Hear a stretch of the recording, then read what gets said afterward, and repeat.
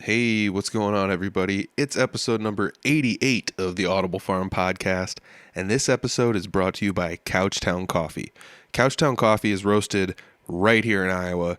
Every batch is made specifically for whoever orders it. So if you make an order, the roasters at Couchtown Coffee, and by the roasters I mean Andrew, will roast your coffee specifically for you and ship it to you. They're not roasting piles and piles of coffee and then just hoping that you get, eventually order some. No, it's made to order. So that's probably one of the coolest things about it. You can get some of the freshest coffee, and it's all right here in Iowa. Go to couchtowncoffee.com, find a coffee you like, make an order, and when you make an order, Couchtown will even give you 20% off just because you're listening to this podcast. That's awesome. A local company giving you 20% off because you're listening to this podcast. Why? Because Andrew supports music, and Couchtown Coffee is it's my favorite coffee, hands down. So if you want to make an order, you can save 20%. Just enter the code word CAPTAIN. This week, the code word is CAPTAIN. If you enter the code word CAPTAIN, you will save 20%. Let them know Audible Farm sent you. Make an order, enter the code word CAPTAIN, boom, 20% off. That's awesome. Thanks, Andrew. Thanks, Couchtown. I love it. Why is the code word CAPTAIN this week? The code word is CAPTAIN because I am sitting down with none other than Captain Midnight Guthrie. That's right. I've known Midnight for a long time. I've been going to wrestling shows. I've interacted with him, in some form or another in different capacities. Whether or not he's doing interviews, I see him before or after shows. There was even one occasion, I believe, where I entered a costume contest and he interviewed me. I was dressed up as Bret Hart. Either way, long story short, I've known Captain Midnight for a while, and it's crazy because I've like I said, I'd known him as Midnight Guthrie, and recently he has had a little bit of a change of pace as far as his character goes. He decided to become a professional wrestling manager instead of somebody that sits on the sidelines. And since then, his personality's changed quite a bit. He's become the captain, and it's pretty awesome. It's well worth a watch. If anybody enjoys watching pro wrestling, go find him at a show and check it out. Give him some heck for me. This episode's great because we sit down, I talk with Midnight about how he started watching wrestling, if anybody he was related to enjoyed it growing up, how he kind of transformed from being Midnight into the captain. And like I said, this is a great episode. Midnight Guthrie stays in his wrestling persona pretty much the entirety of this interview, which makes it that much more awesome. And I feel like this is really great because you get a lot of factual things, plus you get some of the japes and jabs that you would normally get from professional wrestlers. They've always seemed to the managers, anybody around all of the professional wrestling scene seems to have some sort of a quick wit that it's weird. It's on the spot. They just go with it, and it more often than not works out for most of them. And we talk about that, even like getting comfortable on a microphone or being the center of attention and things like that. So there's a lot to learn in this one. Like I said, I talk with Midnight Guthrie, Captain Midnight Guthrie. We go through all sorts of different things in this. It's a laugh a minute. It's very informative. It's tons of fun. I had a great time sitting down with him. So I hope you guys all enjoy this one too. This is episode number 88 with Captain Midnight Guthrie. It's the Audible Farm Podcast with your host, Peter Stockdale.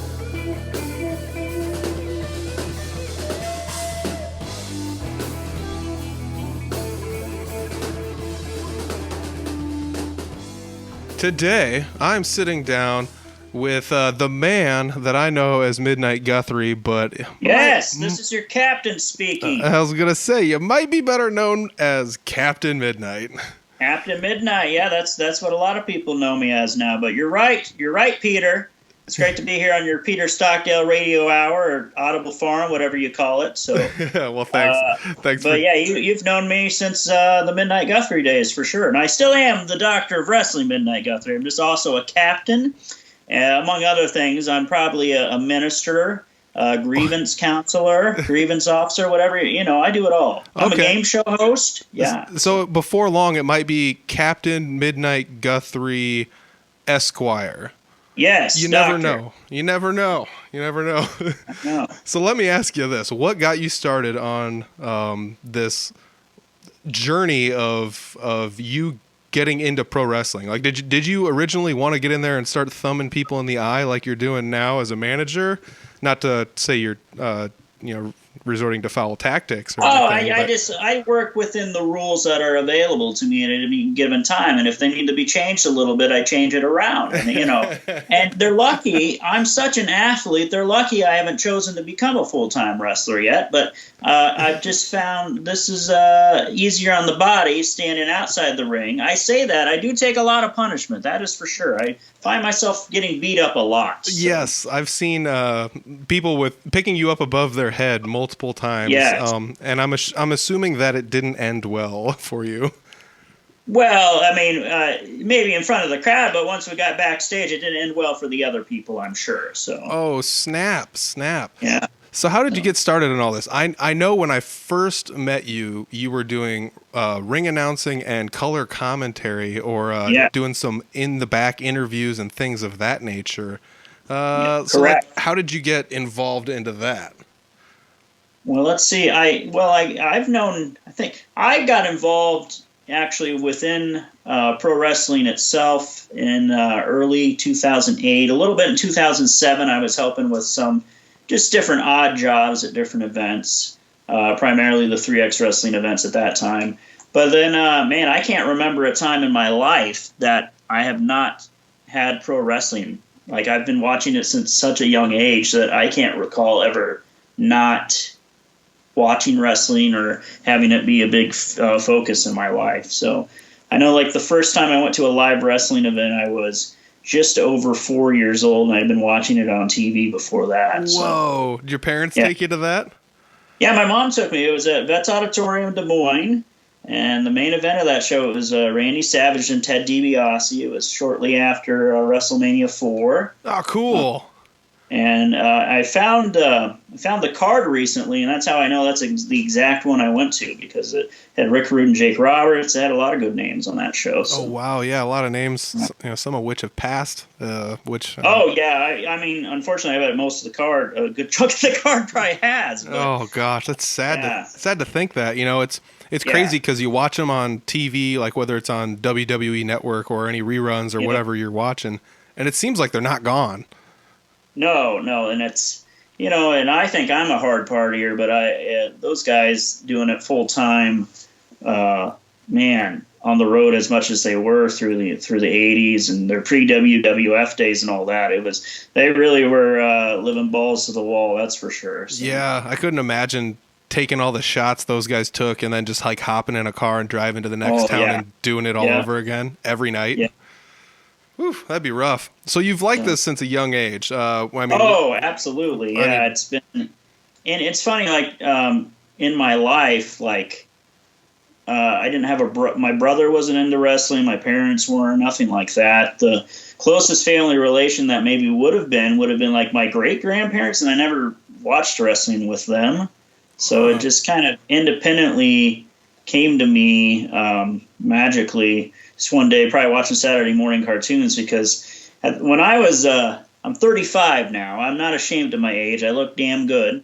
When I was a kid, Saturday mornings, they'd have, at that time it was on CBS, the block of Saturday morning cartoons, and it would be the lead-in to Superstars. And Des Moines was started on Channel 8 before migrating to Fox in the late 80s. So... But, there was a perfect block of, you'd have your cartoons, and then it'd lead right into wrestling, so.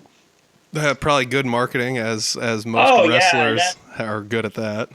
Yeah, they were, mid-'80s WWF, that's a big part of what they were trying to do, is getting their TV on everyone's local TV, right, early Saturday morning, so. Yeah, it makes sense because they had the Saturday night main event that would air every now and then as well. Yep. To try to track the late night watchers. That's really cool though. Family wrestling used to be a big family event. Your whole family would sit down around it. But I'm finding that there's a lot of wrestlers that like your family didn't necessarily all cower around the TV to watch Hulk Hogan do leg drops. Yeah. So yeah. It's kind of crazy. Like, how do you think that this took off so well for you and not anybody else around you? Was it, did you have like any relatives at all or any buddies at school that kind of? No, it's, when I would talk about wrestling, my relatives, my aunts and uncles and grandparents, they would often talk about like Bulldog Bob Brown, and because they were familiar with some of the like Harley Race and the guys who did the Des Moines was the Central States Territory area and through the 70s into the 80s, and up until like 88, 89, they were still doing regular shows in Des Moines.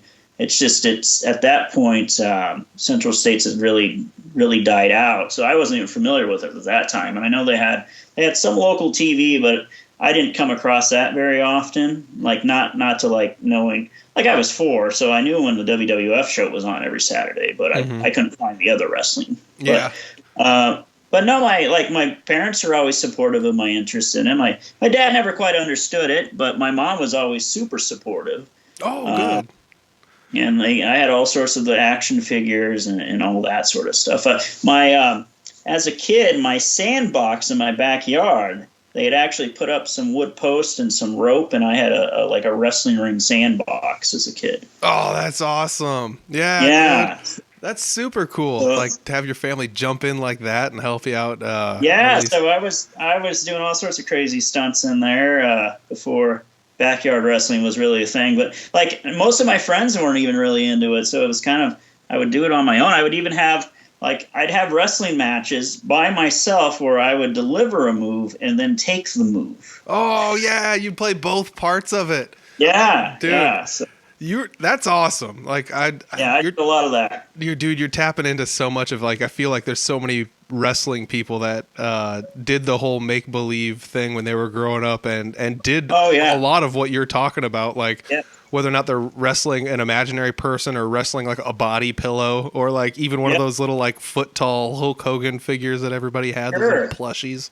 Yeah, I had the wrestling buddies, and then as I got a little bigger, my mom had even taken specifically a $1 Million Man one and had just like stuffed it full into like an old sweatshirt and sweatpants and like stitched all that together, so it was even bigger. Oh, dude, that's genius. Dude, yeah, that's super cool. To have like parents that are that supportive is probably one of the things that helped launch you into this. Sure.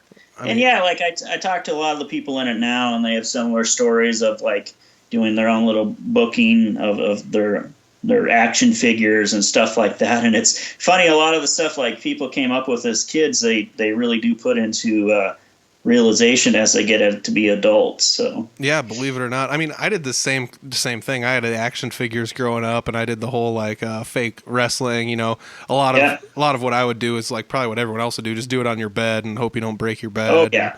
You know, then you could do all the flips you want, or you find a buddy with a trampoline, and then before you know it, it's like now I can drop off the top rope and do elbows and stuff. You know. Yeah, the trampoline was the ultimate goal, and that is one thing my parents did not go for, and I think for good reason, because we where we live, we had some barns and stuff, and I definitely would have moved it and jumped off the barns. Oh yeah, of course, yeah. No doubt in mind. So. Yeah, I mean. I can say I'm guilty of having done that a time or two. But like you, my parents were like, "No, we're not doing the trampoline thing. That's too much of a liability."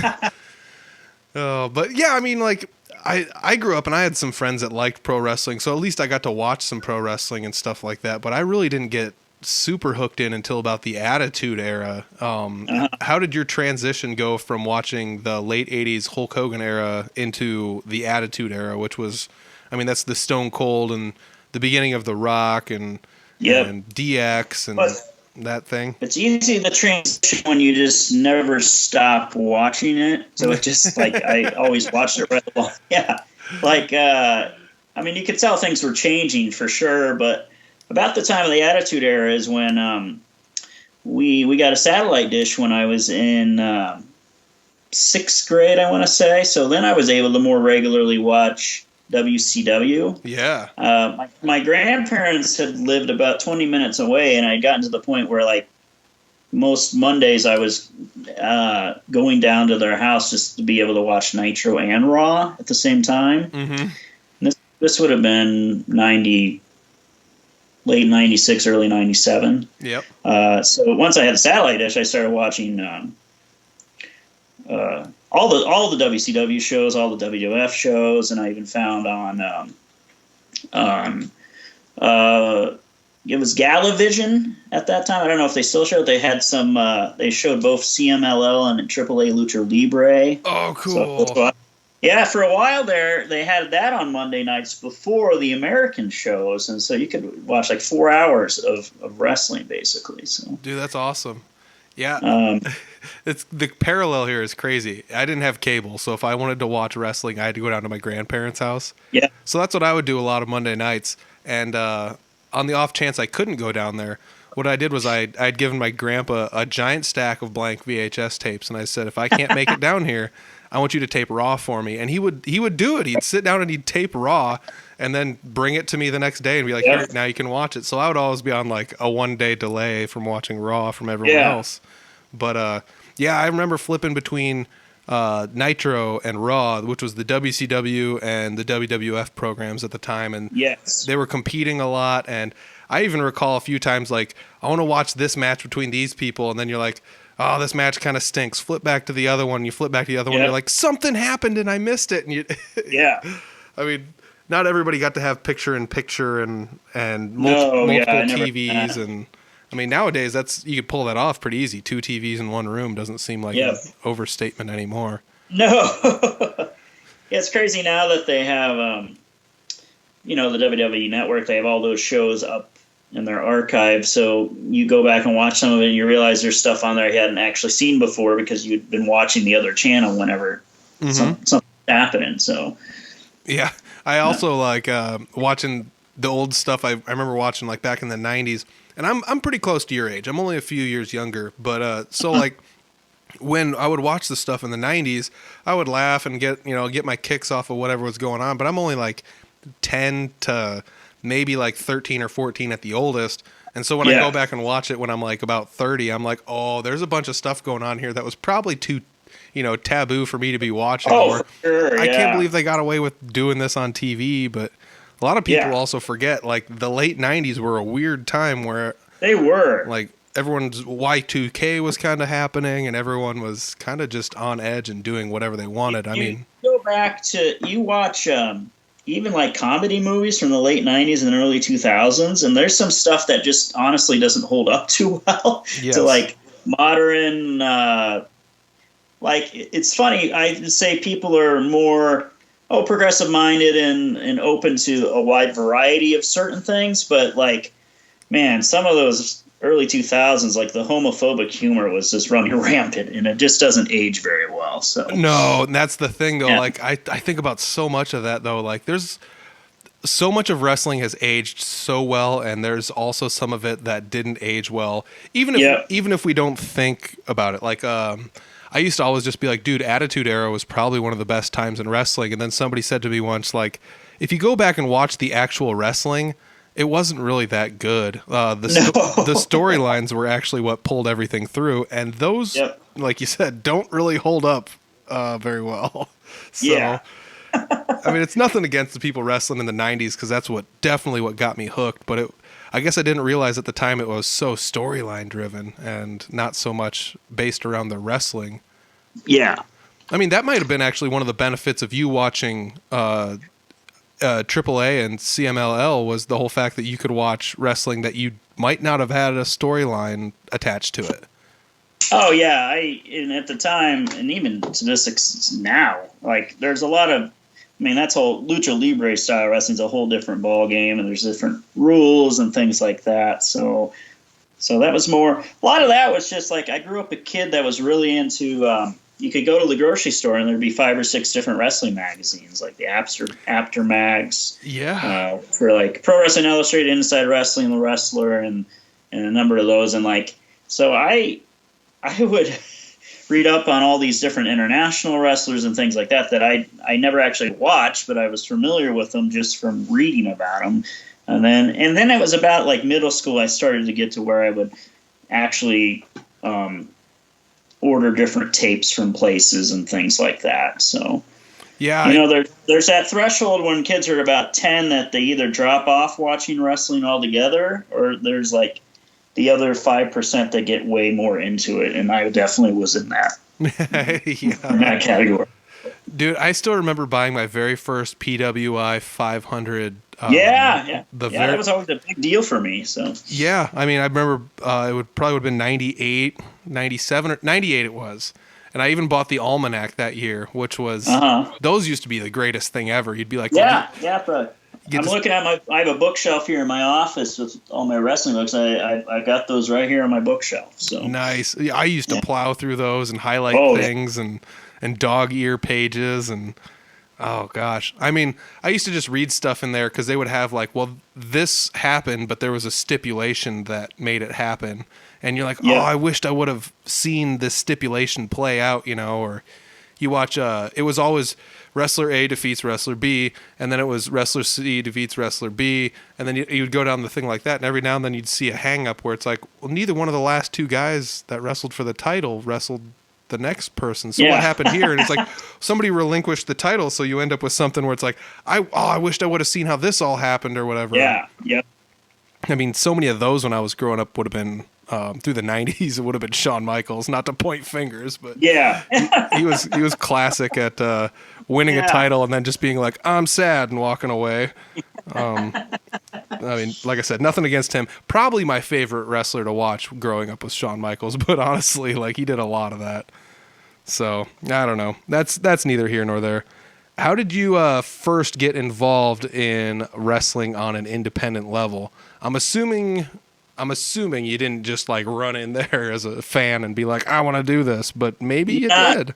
Not to maybe that level, but so I was aware of independent wrestling, but I did not go to my first indie event until I was 20 when 3X Wrestling had their first show in Des Moines. And up until that point, the only other indie stuff really going on in Iowa, there Impact Pro Wrestling had some stuff going on, but I just hadn't ventured out to. I just honestly wasn't as familiar. Like, they were running in this little town called Delta, which was in southeast Iowa, and they'd done a lot of stuff down there. But once it hit Des Moines is when I was able to kind of go and check it out. And from the get-go, like, after the first show, I went to the second one. I might have contacted like Todd Countryman right after that and said, hey, like, I'm a college student in the area. I'd love to help out however I can. And then I started doing all sorts of either like the merch table or helping run sound or all sorts of stuff like that. And then eventually that led into doing the interviews on camera and things of that sort. So, and that led to commentary, and then I've done it all at this point: refereeing, ring announcing. I've wrestled a little bit. Pretty much every job there is to do with wrestling, for sure. So, well, what do you think your favorite thing to do is then? I'm assuming wrestling and getting beat up probably might not be your favorite part about all this. I beat everyone up myself. But, I enjoy the physical aspects, but I would say like the stuff I'm doing more as the manager. I'm really, really enjoying being able to have a more performance-based in front of the crowd. That's when I can have a little bit of attitude with it. Like, I have a lot of experience ring announcing, and I've done that on a variety of TV shows and things like that. But, I'm always the rah-rah good guy type when I do that for the most part. And then, the captain... he's a little more underhanded about things. So yeah, I will have to say I remember the first time I saw you as the captain, and I was like, Midnight Guthrie's here, and then I'm like, Midnight Guthrie's mean to everyone. It's like, I'm Captain Midnight. It's a pretty dramatic change. I mean, not that you're not a nice guy, but you're just nice in a different way when you're Captain. Well, that's a good way to put it, Peter. It really is. I would agree. So. Oh man, and that's probably one of my favorite things about going to shows. I would definitely have to say is seeing everybody's the whole entire scope of somebody's personality. Where like I said, I met you as Midnight Guthrie, ring announcer and color commentator guy, and you were always super, super nice to me. I took a few years off, and you transformed into this. You became a manager pretty much, and you took on your own persona. You kind of changed the way you were doing things, and now you're traveling the Midwest, managing How many wrestlers do you manage? My yacht club, that's my stable of wrestlers. There's me, and then there's 9 wrestlers, and then I'm the captain. So there's, it's a large group, and it's growing. I constantly grow it as long as the people are good enough and they help me get booked other places. But I got all the top quality athletes you can find anywhere. I got all sorts of crazy cats. I got a serial killer, all sorts of things. So. Yeah, nice. I mean, that's probably also got to be the coolest part, is being able to travel extensively within the Midwest and finding all these fun people that you get to maybe offer your services to as a manager. And absolutely, yeah. Yeah, I'm very fortunate that I've had a lot of great opportunities to work with a lot of really, really impressive talent. Even as a ring announcer, in my time I was with the NWL, which was a big TV-based wrestling show for a long time out of Kansas City, and Metro Pro Wrestling, and so I've got to work with a lot of really talented people through that. So I'm very fortunate for all that. Like, one of the coolest things I would have to say was, like, when I first started getting into the independent wrestling scene, I'd see you at 3X, I'd see you at Impact Pro Wrestling, yeah. And then I started going down to Kansas City to the Metro Pro shows down there, and I'd see you down there, and I was like, oh, dude, this Midnight Guthrie guy, he's got it on lockdown, and it's... I'm people like me, people like Midnight, people like the Captain, and I'm one of the rare people that basically every independent group in Iowa, save for maybe one, I do regular work for. And a lot of them use kind of the same core group of guys, but they don't work a lot of other places. But, talent just trumps sometimes, man. So, they all want a piece of the captains. Oh, gosh. And that's like, how did you end up becoming the captain? I got to ask you that. Did you start living on a boat? Like, how does this all happen? Did you try on your first romper and then it was just magic after that, or how are we doing this? No, I was born into a independently wealthy family, as you would, and I've lived in the suburbs. I live in a beautiful $330,000 home in Waukee, and I've had a yacht on Saylorville Lake for some time. It's just I wasn't gloating about it until when people started to not understand and respect my abilities and what I bring to the table, and so I had to show them what's up. Oh, so that's how I became the captain, and I've really taken to wearing. I've always had a sea captain's hat, but I've really taken it to wearing it about 24/7 these days. I take it off whenever, I was busy over Mother's Day. You think Santa Claus is busy on Christmas. The captain is like Santa on Mother's Day. I take my hat off for some of the mothers and grandmothers I meet up with, but man, I'm just recovering today. Oh, geez, that's And it's the Tuesday after Mother's Day, if anyone's wondering, yeah. So. Oh, man, well... And thank your mom again for me, too, Peter. She was great. Absolutely, yeah. I'll be sure to send you some Gatorade there, buddy. Oh, thank you. See, that's outstanding. Absolutely. I want to say, like, the romper, I've seen you sporting a romper as of late. Do you even have, like, a sponsorship with a romper company? I do, yeah. Zesty's Men's Rompers. I've got about 13 of them now. They make men's rompers and other, festive shirts for, your tropical needs, and I highly recommend them. They're very breathable. You can do a lot of actual athleisure for sure in these things. Athleisure. Yes. I like it. Yeah. So, I highly recommend if you want to check them out. It's zestysinc.com. You just promo code Midnight10. You let them know the captain sent you. They're big fans of the captain. They've changed out some of their modeling photos on there to a picture of me. And, no way. There's about 3 or 4 photos of the captain as the model for different particular rompers. So we can add model to the long list of things. Absolutely. Oh, gosh, this is awesome. This is gold money. I'm gonna track that down and find it. Check them out. Yeah. So the easiest way to let's just plug it right now. You're on Facebook. It's at Midnight Guthrie on Facebook. Yeah, it's at Midnight Guthrie on your Instagram, your Facebook, your Twitter, your Snapchat. If anyone's interested in that. Ooh. Venmo. You can send me money if you would just like to. And YouTube, I've got a ton of stuff on YouTube going on. So I got a very active channel. I've just started a new program, the Midnight Guthrie Show, which is an hour-long program with clips of me throughout my career, as well as classic wrestling clips I enjoy. So you'll all have to check that out too. So I actually just discovered your YouTube channel the other day, and I am stoked. Yeah. I just subscribed today. Oh and man, I'm yeah, looking there's all forward sorts to of it. stuff, Peter. Yeah, you're gonna dig it. So Yeah, I mean that's probably one of my favorite things is the fact that some people around the area are finally starting to see how YouTube can help them out, and you've easily been one of those. You've been posting stuff oh yeah, very consistently on there. Yeah, I've had a channel for about 7-8 years now, and I know it's over time. It's in the 6 digits for view count for sure. So I'm trying to push it up past 1 million here eventually. But yeah, I got a lot of subscribers on there, and it's going pretty well. So I got a lot of people want a piece of the captain. You can get a lot of the captain on there, all sorts of promos and wrestling match videos, wrestling, me doing commentary, ring announcing, all sorts of stuff. Yeah, that's really cool, man. I appreciate you at least putting out all this content. You seem to be one of the people in the pro wrestling scene that's doing some of the best at putting out regular content. That.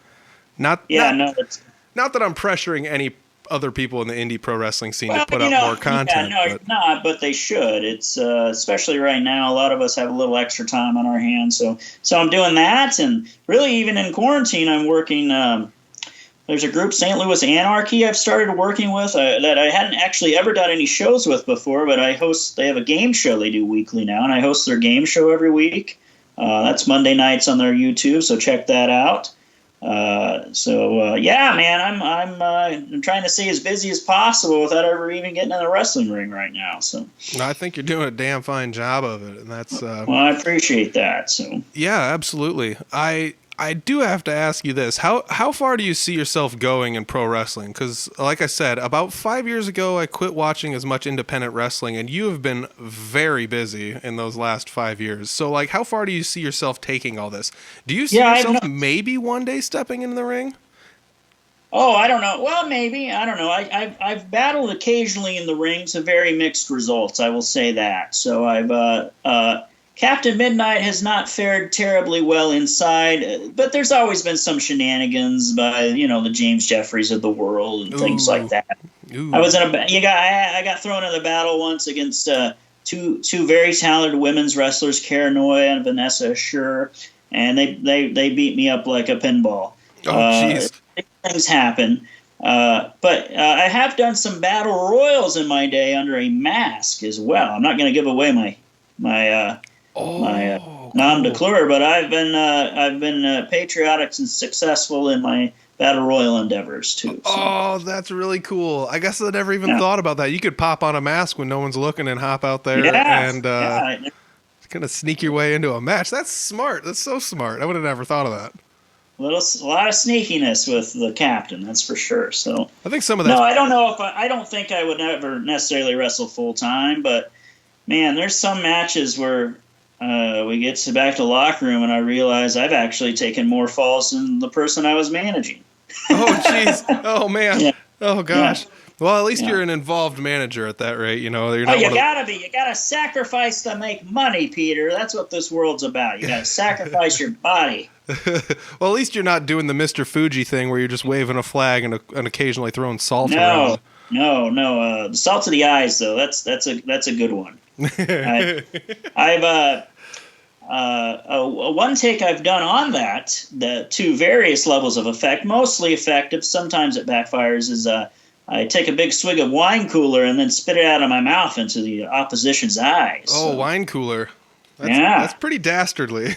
Yeah, it's very sticky and it stings. Yes. Oh my gosh, the stick for sure. Oh man, I want to ask you, how did you figure out how to do some of these slightly underhanded? I want to say underhanded, but how did you figure out how to bend the rules to your favor when you needed to? Because I feel like maybe you just saw so much of it being an announcer and commentator and a ringside person and referee, but maybe not. I don't know. How did you start to figure out what you could pull off and what you couldn't as far as being in the ring or outside the ring? Well, as with any licensed trade, you kind of figure some stuff out through time and on the go and just spending time in locker rooms. But yeah, no, it's just kind of a lot of trial by error, kind of knowing you grow up watching wrestling and a lot of stuff kind of naturally comes to you, but the mechanics can be taught to you. And luckily I've got a lot of great people surrounded myself with that have taught me a lot of good tricks and bad. So I'm assuming, I'm just going to assume that TS Aggressor Travis Shillington probably wasn't training you how to do this at the IPW vault then. Well, not necessarily, but I mean, that guy is as bad as they come. He's popular and he was dastardly, and he's taught me a lot. Gage Octane, Devin Carr, they taught me a lot. Oh yeah, yeah, dude. And then I forgot how much time you spent around those guys. Oh yeah, Jeremy Wyatt. I've been friends with him for a long time. He's been a good mentor. I stay in regular touch still with Adam Pierce since. Oh, nice. And that goes back to when he was working the Indies, and now he's producing most of your WWE programming you watch on Monday or Friday night. So yeah, I mean that's probably one of my favorite things as far as going to independent shows and realizing that like you don't exactly know where people are going to be a year from now, 2 years from now, 5 years from now. You don't know. Yeah, pretty mind blowing. And a lot of the shows I do now, fortunately, are on a service called IndependentWrestling.tv. It's a streaming service that focuses on indie wrestling. They got hours upon hours of content. But they've been doing something in May where they've been showing all sorts of older indie wrestling tournaments from all sorts of places. And, man, it's like some of these, like the entirety of the tournaments, people that are now on national TV all the time. So. Oh, yeah. I mean, yeah. Some of those old like Super 8 tournaments from back in the day, maybe, or a lot of the IWA Mid-South tournaments and stuff like that. Yeah. And that's another cool thing. I feel like there are a lot of wrestling personalities that during this time have done a pretty good job of sharing videos that either they like or you can tell have influenced them, or videos from their past where it's like, what was a good one? Ricky Cruz showing videos of him wrestling down in Puerto Rico recently. He's been sharing some of those. And I was like, dude, I didn't realize how relevant you were down in Puerto Rico, to say the very, like, that's understating it, to say the least. Yeah, there's a lot of guys who have, it's interesting, that are really big deals in many places, just not as much in their home area. So, like, it's interesting how that works. It's just a matter of some promoters view you differently than other people, and sometimes it happens when you go somewhere with people that haven't necessarily been the ones you've come up in training with and stuff like that. So yeah, but I'm sure there's a little bit of that. I wouldn't really necessarily call it favoritism, but some of it might just be they might not know what to do with you. Yeah, exactly. I mean, for example, go for it. Well, that's a good part about traveling around. You go different places, and different promoters view you differently, and you end up getting different opportunities. So, yeah, I'm sure it's kind of nice. I mean, not that this would happen to you, but I'm sure it happens generally speaking to wrestlers or people in the professional wrestling community where they like want to go to a certain promotion to wrestle there, and you're not a wrestler, so maybe they might be like, well, we could team this guy up with him, but I don't know if their styles will mesh well. So they might, if you want to come in and try and manage somebody up there, that might be more up to you on your side to try and work your way in there from a back angle, as opposed to just hitting up the promoter and being like, hey, book me on a show, pair me up with some random guy and let's see how it works. Well, it's interesting. You can have all the footage in the world and send it to all the promoters and hope they watch it, but like to this day, very much today, like the absolute best way to work your way onto a wrestling show is you show up a bunch of times just to help set up and do things like that, and then eventually you just kind of work your way across their radar to where they end up using you. So like even today, like I mean, as great as I am, I find myself doing that in a lot of places that I want to consider like goals for where I want to work, is I end up just going and helping out. Maybe a couple times they don't necessarily use me on the show, and then eventually they do. So Oh, that's awesome. You kind of Not just unlike, I'm sure you dealt with that with music for many years as well. So yeah, honestly, that is very much like music. If you go to a show, someone's like, "I've seen this guy at a handful of shows," and they're like, "Oh, you do this thing? Why don't you hop up here and try this thing out then?" And they let yeah, you get in there and show off your goods, which is kind of cool. It's kind of neat that there's a parallel in that. I mean, even in the wrestling community as a fan, I went to so many shows, and I even a handful of times helped out with tear down of the ring and things like that. yep. Just because I was around, but it was a nice way to kind of get involved and get to know a few of you guys better Oh yeah, than just having you yell at me while I'm sitting at ringside. yeah, exactly, absolutely. So It's people, go for it. it's funny. People always ask me how you get involved with wrestling, and I always tell them, well, it helps if you have a skill that's not wrestling. If it's something as far as something creative or photography or graphic design, things like that. And then if you're willing to do a lot of unpaid work at crazy hours of the day, and if you're willing to help set up at events and things like that, you're way further ahead than everybody. Because you don't get into wrestling to make big money. That is for sure. So Yeah, I mean, probably not until you're at your level, maybe. Huh? oh yeah, even still, I'm as wealthy as I am. You gotta have a pretty good full-time gig to help pay the wrestling gig off. There you go. Well, that's words of wisdom from Captain Midnight for sure, right Yep. there. I cannot say. I will say 100%. I agree, and I will not argue that point at all. That goes for almost any profession you want to seek. That's outside of your normal really, 9 to 5 wheelhouse. It's really the timing of everything that's happened is crazy, because there was more people than ever that were starting to do independent wrestling as like a full-time gig.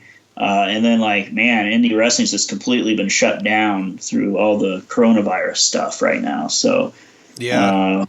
That's understandable. It's just amazing how quick some of that changed, especially I was supposed to go down to Florida and be part of a couple indie shows during WrestleMania weekend. And then I know many of my friends that are trying to do this full time had 12 different things lined up, and that was going to be a huge financial boost for them. And then it all just got completely shut down. So Yeah, that's got to be rough. Especially the WrestleMania weekend is always a huge weekend for the indie companies, and that kind of got tanked this year.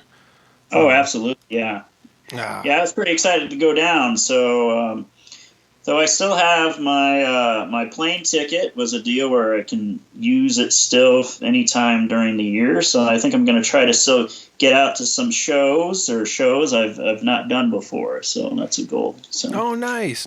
Yeah. So all is not lost here. Well, hopefully not. Yeah, no. So.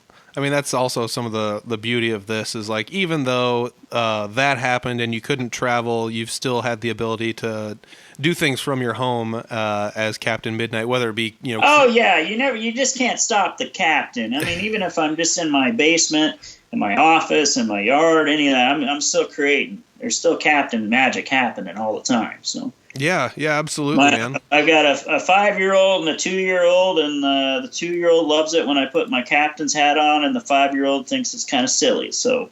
Oh well, yeah. Split the difference, there. Just right down the middle. So they understand when they don't know how unusual it is to see your father on TV when it just happens your whole life, So. Yeah. I guess I never thought about that. To everyone else, it might be kind of weird if I just showed up on TV and I had kids, and they'd be like, "What is this guy doing on TV?" But you've had kids, and their whole lives, you've been on TV. So yeah, that's kind of cool. I do have to ask. I had a question here. I forgot where I was going to go with this. Man, derailed myself here with this. The Captain Midnight thing is probably one of my favorite things I've seen recently. I don't know what it is. It's very captivating to watch you be Captain Midnight inside the ring, outside the ring, before a match, during a match, after a match. Watching it online, it's a very fun character. You've always been very good at speaking with people, whether it be on the microphone to an audience that will be watching wrestling either on TV or on a DVD or some format like that, or whether or not you're in the ring doing the announcing or yelling at people at ringside. Did you take any classes to get this good at speaking? Were you Did you go into anything like this? Some sort of Not, speech type stuff or anything? not necessarily speech. In college, I was a journalism major, but that was more like Cool. print-based journalism. Yeah. Um, but no, it's just a lot of, really, that's another thing that comes. You watch wrestling for years, and then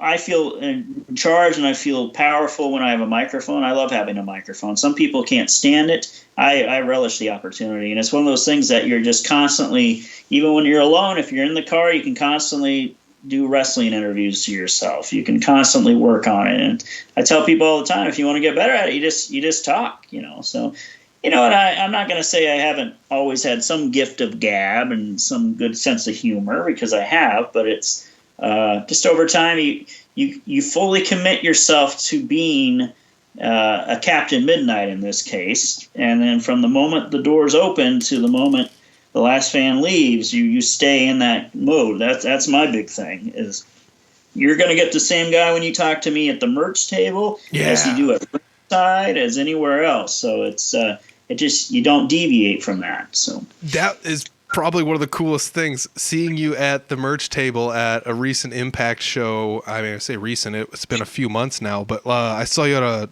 you have the ability to still be Captain Midnight and maybe not be as abrasive directly towards the fan. I don't know how you do it. It's amazing, There's a lot of little dweebs out there. These kids don't really take to me. Their mothers love me. Their dads are intimidated. They've known they've lost.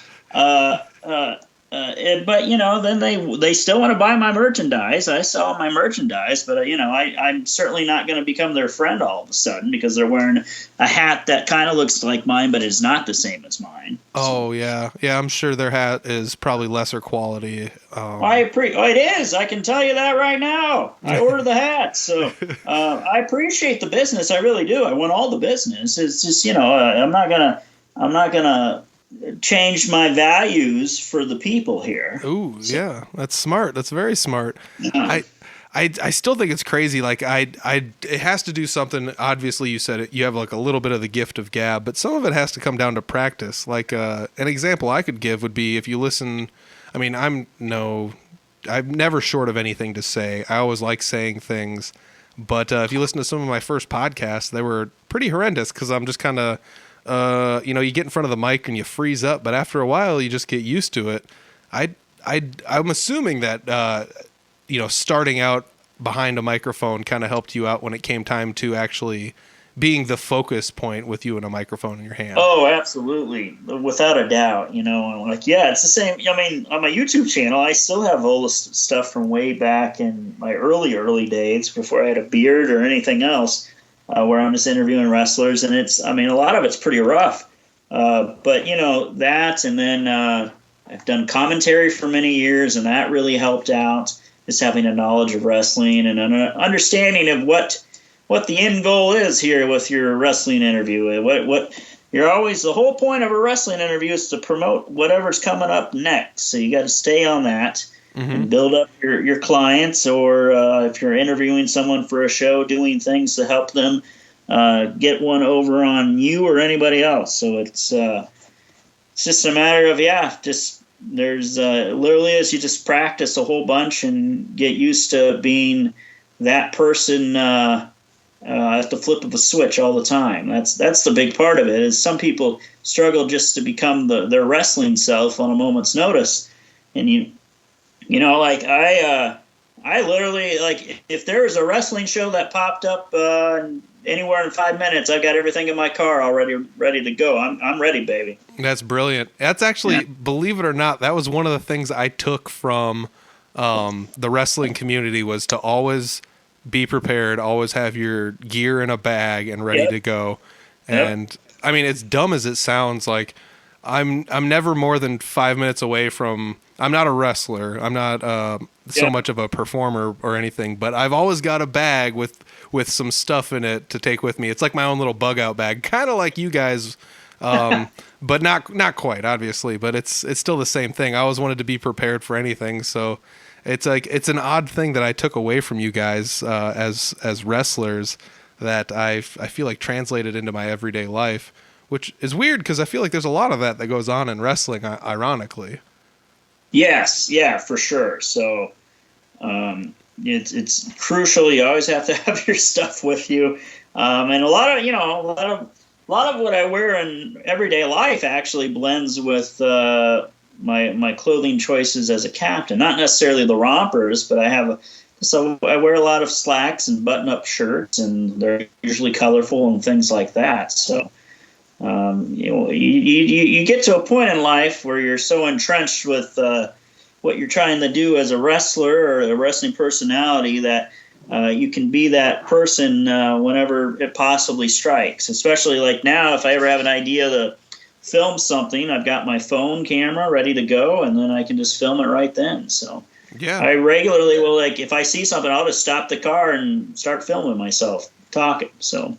It's brilliant. Yeah, it's smart. It's a good idea. I feel like that has a little bit of an overlap. When I talked to Todd Countryman of 3X Wrestling, that was something he was saying was, you just got to have content, and you got to keep making content, whether or not it's on your Instagram or your Facebook or your Twitter, or you've got to be identifiable, and you've always got to be willing to make more content and posting things. And that's something you've always, always, always been able to do.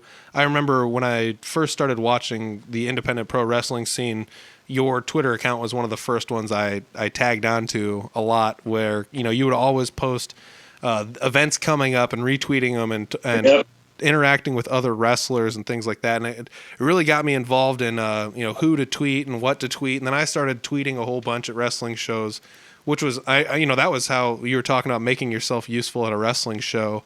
And that's what I did was I'd go to wrestling shows, I'd tweet out the events, I'd tweet out who won and lost, I'd tag everybody, I'd throw hashtags in it. You get all the retweets, everybody notices, everybody likes it. It's all very much appreciated by the wrestlers too. So, I try to make sure I put stuff up every day in some capacity. For a while, when I was really on a roll this year, I was trying to do a new promo every day, and then all of a sudden, everything shut down that you would have to do a promo and promote. So I'm kind of taking a different approach with that. I'm doing more of my weekly show now, but I'm still filming promos and things like that, just not the daily promos, so to speak. So yeah, for a while there, you were doing 366 days of Captain Midnight. And, we're still doing it. I'm planning, I'm the captain. I set the rules. I'm probably just going to jump ahead a bunch of days and start from there. Here, that's my goal. So, the last couple of weeks, I've put out like 30 promos worth of content. That counts as for like a month right there. So we're doing good. Yeah, you just got to give it the Goldberg treatment. And now you're 136-0. There you go. Yeah. There's an inside joke for any of the wrestlers listening. And for the non-wrestlers, maybe go look it up. I don't know. And I hope for your people who listen to this that don't watch wrestling, well, first off, shame on you. And secondly, I hope this is compelling to you to listen to. I mean, I've got lots of other interests, too. Peter, I don't know if you're playing enough or focusing enough on the smooth, light yacht rock of the late 70s and early 80s on this program. I've listened to your program and I don't hear a lot of that. So I'm sorry. I'll try and find some musicians that are willing to dabble in that area of music. Well, apparently people don't want to make money around here. So if that's where the big bucks are at, then everybody take notice.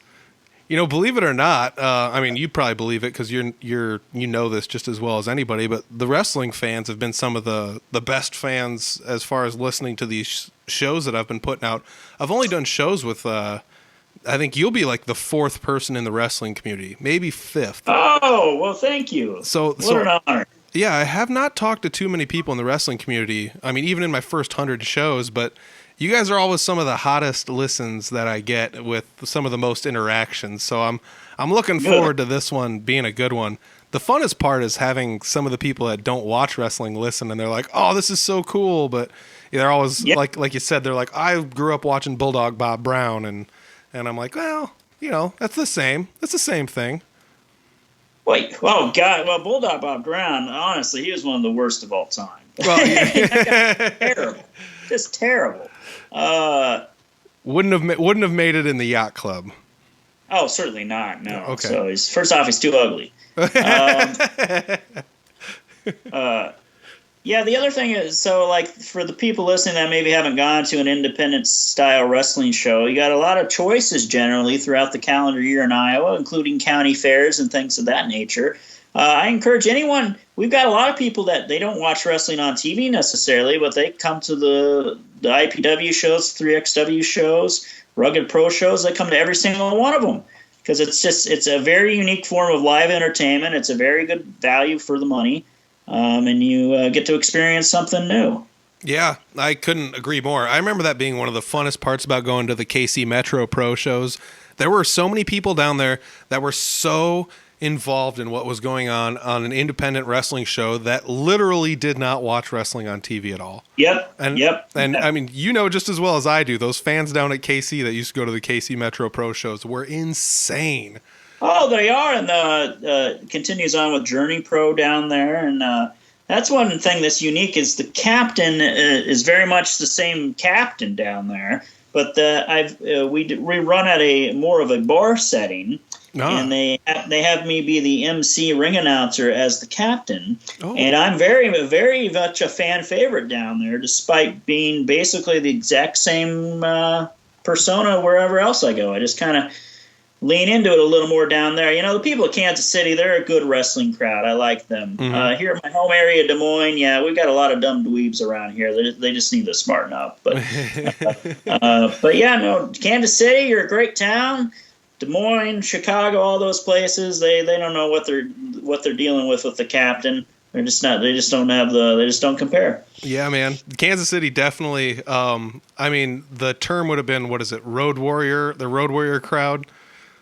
I mean, that was, I don't know if you've ever heard that term, but usually if you had like a crowd that was a Road Warrior crowd, they would cheer, not always for the baby face, the good guy, yeah, you know, yep. which it totally fits Kansas City to a T as far as every time I ever went down there. I mean, they like good wrestling down there in the Kansas City area. Not that they don't anywhere else, but that honestly, meeting you back in the day as Midnight Guthrie and kind of tapping into what you already knew opened my eyes to so much wrestling across not just Iowa, but in Minnesota, in Omaha, in Kansas City, St. Louis, Chicago, you name it. I mean, you've always had your finger on the pulse as far as independent wrestling goes. I appreciate that. Yeah, no, I've always tried to have a tremendous amount of knowledge about wrestling, and I pride myself on that for sure. So, absolutely, man. I gotta say, we're getting close to an hour here, so I wouldn't mind plugging your Facebook, Twitter, Instagram, YouTube. Every one of them is at Midnight Guthrie, correct? Yes, yep. Everything's at Midnight Guthrie, so for sure. That's smart, man. I mean, go figure. That's the best way to do it. Just stack them all with the same thing. Yep. All right, so we got about an hour in here. I think we covered a decent amount of young Midnight all the way up to what we now have as Captain Midnight. Yeah, absolutely. If anyone has any more questions for me or just wants to flirt with me, any of that, you're welcome to try. Just hit me up on social media. I answer all sorts of questions. Send me messages, whatever you need to do. So heck yeah. And I mean, if you want to go back and listen, I mean, you listed off so much social media in the beginning. You got Snapchats and Venmos and PayPals and everything seems to be at Midnight Guthrie. So hook it up with the follows and the likes and the subscribes and posts and shares. You've always been one of my favorite people to be around in the wrestling community, whether or not you're in the ring yelling at me and the people outside, or whether or not we're talking before or after a show, or it used to just be the most fun to interact with some of you guys before, during, and after a show. And I've got you and a whole bunch of people to thank for entertaining me through the vast majority of my 20s. It's just so much But fun. I appreciate that. You're mostly tolerable, so I always appreciate getting to talk to you. So. Well, thanks for sitting down and talking with me for a while today, Captain. I really appreciate it. I wish you all the best of luck in the months to come. Hopefully, we can get you back out on the road again here soon. Yeah, hopefully soon. Yeah, I've unfortunately, there's always a big Hall of Fame event in Waterloo. They've already postponed that and canceled it for the year. But we're still waiting to hear. I don't think any county fairs officially decided they're not going to run a fair. Obviously the state fair might still happen, and I know I have some wrestling involved with some different county fairs. So maybe you'll see me out there again sometime in July somewhere. But in the meantime, you can't miss my pretty face. I'm available online 24/7. I'm all over independentwrestling.tv if you want to check that service out. So yeah, I'm very easy to find. So awesome. Well, hey, Captain Midnight, much thanks for taking some time out of your evening to sit down and talk with me. I really do appreciate it. Thank you, Peter. Good job with the podcast. I do listen to it pretty regularly, so you're doing a nice job with this. So we just gotta work on the music content. Get something more to Captain Speed out here. All right. I'll work on that. Hey, thanks, Captain. You're welcome. Oh, baby. That was a great one, just on the simple fact that, like I said, you get to see Midnight Guthrie talking a little bit about how Midnight Guthrie became Midnight Guthrie. But not only that, you get like flashes of what it would be like if you were trying to interact with him at a show and things like that. So, Captain Midnight might not be as friendly as the Midnight Guthrie of yesteryear, but you never know. So go to a show, check it out, say hi to him, and see what happens. It's, like I said, I've known Midnight Guthrie for a long time. He's always been one of my favorite people inside and outside the ring. He's always been very courteous to me, but like I said, I've known him for 10 years plus. And it was crazy to see him at a show and see that, he was relatively not a fan favorite, to say the least. And then after a handful of matches, they take a little intermission in the middle, and people would go up to him and interact with him. And it's crazy because it just you can't turn off Captain Midnight, and that's what it comes down to. So that's one of the reasons I love this episode, because you get glimpses in there about how he got started and what he likes, and at a young age watching professional wrestling shows and things like that. But then, like I said, he just does not shut off the Captain, which is a cool thing. If you need more of Captain Midnight, scroll down to the description section below, check out the YouTube channel. It is packed full of stuff.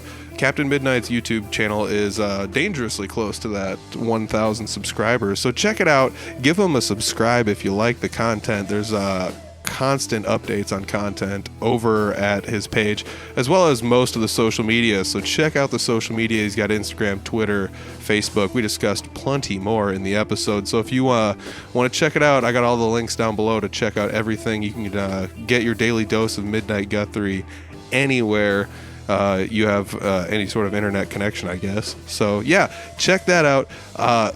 Huge thanks to Captain Midnight Guthrie for taking some time out of his day to talk with me, and like I said, that's so much fun to sit down and talk with some of these guys that I've known some of these professional wrestlers for 10 years on some sort of a semi-personal level, and it's so crazy that I haven't really sat down and like talked with them one-on-one about how they got started and things like that. And it always kind of intrigues me to learn more about the backgrounds of people. So it's really fun to sit down and get to talk to some of these people and how they come in at an interview. It's really awesome. So hats off to you, Captain Midnight, and hats off to everybody that listened. Thank you guys very much. If you want to check out anything else Audible Farm, I got a website. It's www.audiblefarm.com. You can find anything Audible Farm you want there. Links to all the social media, links to our YouTube channel. There's videos of bands up there, as well as all sorts of good stuff. So check out the YouTube channel. We've also got t-shirts and sweatshirts available for sale. You can find more information on that at our website as well, www.audiblefarm.com. Check us out on Facebook, Instagram, Twitter, everywhere. Give us a like, subscribe, share, the whole 9 yards. Hey, I really appreciate everybody sitting down and listening to this episode. I want to say thanks once again to Captain Midnight, doing crazy cool things lately in pro wrestling. So if everybody likes independent pro wrestling, go check it out. If you've never been to a show, I highly suggest going. As he pointed out in this episode, there was a really good point he made. There are people that go to independent shows that don't watch wrestling on TV, and that shows you that it's just a very unique form of entertainment that can draw in even non-traditional wrestling fans. So check it out. Even if you liked wrestling way back in the day, you might like independent professional wrestling now. It's a fun show, and try and find Midnight Guthrie on a show somewhere and give him heck. All right. Hey, thanks for listening to this episode. Thanks to Midnight Guthrie, and thanks to Couchtown Coffee for being our sponsor. Use that promo code, everybody. We'll check you next week. Peace.